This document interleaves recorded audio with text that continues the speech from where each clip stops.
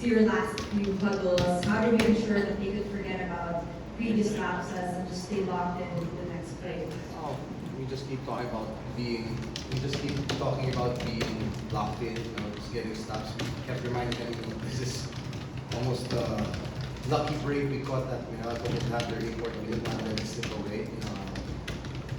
Give credit to them, though they played really well. They easily could have won this game, but give credit to the guys. I put JL De Los Santos for some defensive stop, and he got two crucial stops for us. The guys stopped in when it mattered. Not our best game, obviously, at the main turnovers. I don't think we were that much in sync, but we played a really good team that's always been a contender, so it's nice to get that win. What's your worry entering your first game? Last game was your ceiling or your lack thereof.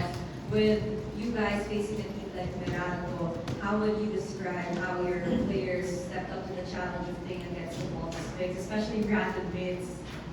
I don't think we really stepped up. I think we got lucky, if you ask me. They killed us on the glass. They had 21 offensive rebounds.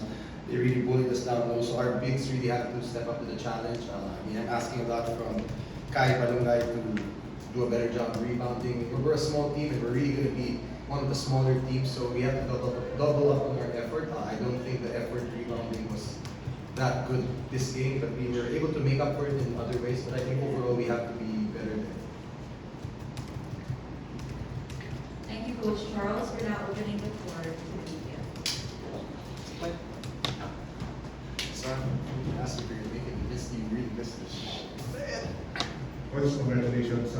Coach, it was a seesaw game itong second game ng PBA. You led by within 15 or 17, then you lost it, and it became a back and forth battle. Describe the laban.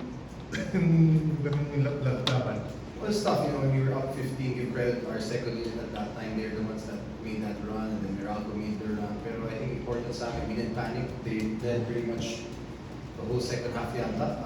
Well, you're right, actually, just back in siguro lang, I just thank the basketball gods. Maybe it was kind of meant for us. We caught some breaks, we got some stops. They had some good looks in the end, they missed. Puro may halong swerte na rin. Sabi ko, last game, birthday ni Coach Eddie, before the game today, birthday ni Coach Luigi. So I want to thank coaches after their birthday, baka may swerte kami. No? But today is a special day for me. It's my brother's birthday and my grandmother's 10th anniversary. So siguro may tulong na rin from above to help us win this game.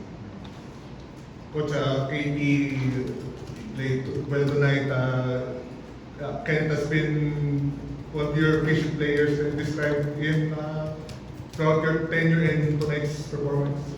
To me, he's like the heart and soul of the team. I don't know if I'd say heart, but maybe at least the soul, because he's the one that really gets everybody together. Such a great leader. I mean, on the court, I think it speaks volumes the way he plays. But even when he's not shooting well or not playing well, you can always count on him to be a leader. He's always willing to defend the best players, and he's just tough. I mean, that's a guy you want to have in your team. Definitely the way he plays. And you can't. I wish guys played as hard as him every game. It's like kind of like reminds me a lot of Cliff Hodge, the way they play.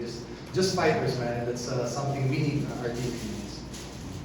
And tonight you're the head of the table, so can you describe your way to perform tonight, and of course your crucial free throws on the stretch?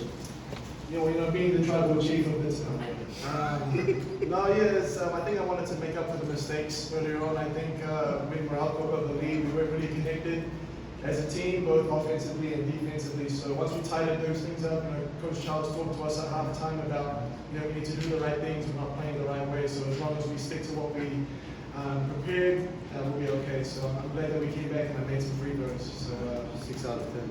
yeah, sorry to break. Going on to start the group stage, how can we sustain this? Did we start 2-0 last conference too? Yeah. Yeah, well, I hope we learned from last conference. We also were off to a good start, and we had to have a lot of scares to just make the playoffs. I think I keep calling us the group of death. There's only two groups, right? But I'd like to think we're in the tougher side. We just have to regroup and get ready for Ginebra. And let's try to see where our momentum will take us. Hopefully, we can continue to pull off some upsets, but I think we have to play better. Again, we played the Meralco team without an import, and we barely escaped. So if we play this way, I think Ginebra will kill us. So there's a lot to get better at for the next game. Kenneth? Yeah, I think Ginebra hasn't really had an adjustment period for a while. Obviously, having Justin Brownlee for the previous, multiple conferences, and obviously Scotty's injury. I'm not too sure about that situation, but again, we'll prepare. We'll take these days to prepare and reflect on this game. So, yeah, the goal is to go 3-0. Absolutely, try to win every game. So we're going to try and put our best foot forward to do that. Thank you so much, gentlemen. Congratulations.